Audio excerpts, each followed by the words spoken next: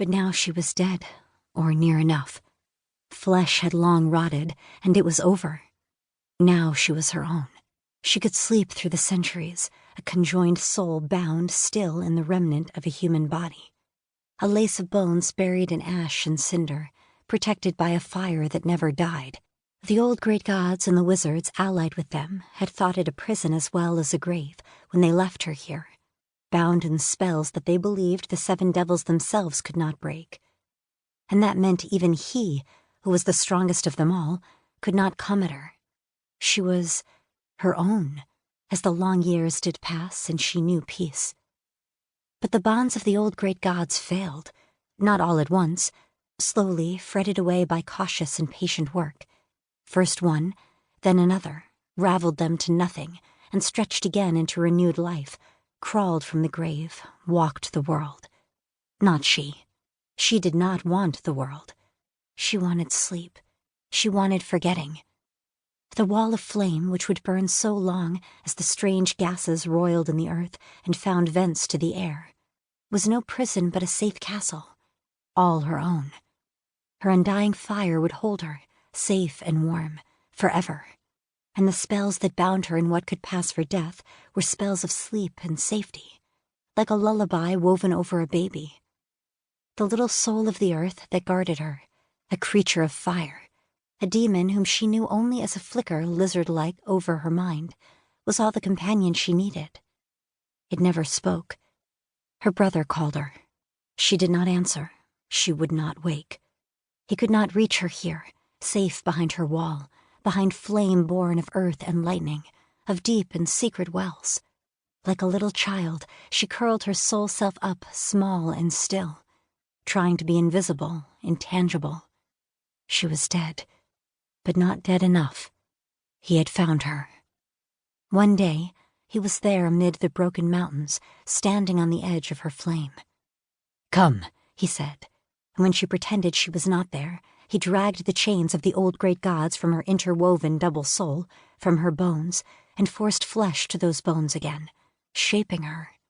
Not as she had been, not the woman she had grown into, but the girl of the islands, the little sister. "Open your eyes," he ordered. "See me. Come with me. We are betrayed." The little demon of the fire flung its flames about him, trying to keep her, to defend her as no one ever had. Her jailer, warder, companion of centuries. Her brother snarled and burned into flame himself, golden, brilliant, furious. He tore down the walls, found the demon's heart, the heart of the flame, and crushed it, reached for her flames, her guardian, her castle of peace. Her abhorred body woke and stirred, and she sang the names of cold at him, of ice, of the deep black of the sea. No more, never again, never, never, never, never, never. She had never raised a hand against him, never a word in all the long years. He screamed, drowning, freezing, screamed more in fury than in pain, that she of all people, she who belonged to him and him alone, should dare. And he lashed out.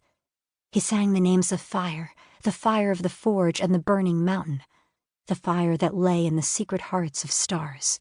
Her walls of flame roared hot and white, closed in, a fist clenched upon her, upon new flesh and old bone, upon ancient soul and baffled child. "If not mine," he screamed, "then whose are you?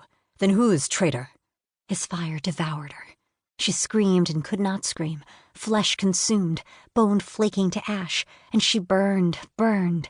Her soul's soul, two spun into one, fled down and down, following the vents of the flame that had not, in the end, been enough to keep her safe. Down to the deep ways, the hidden, secret ways of the earth. Down the chain of the mountains, far beneath their roots. She fled, and pain followed. But then, between the layers of the stone, there was water. It was cold and kind. It eased the pain of her twofold soul, which had not even bone left to feel. Old water, patient water. It waited for the day could course free again. Could she become water? Without form belonging to the world to anchor her in the world, she would perish. Suddenly she was afraid. True death, true finality, true oblivion.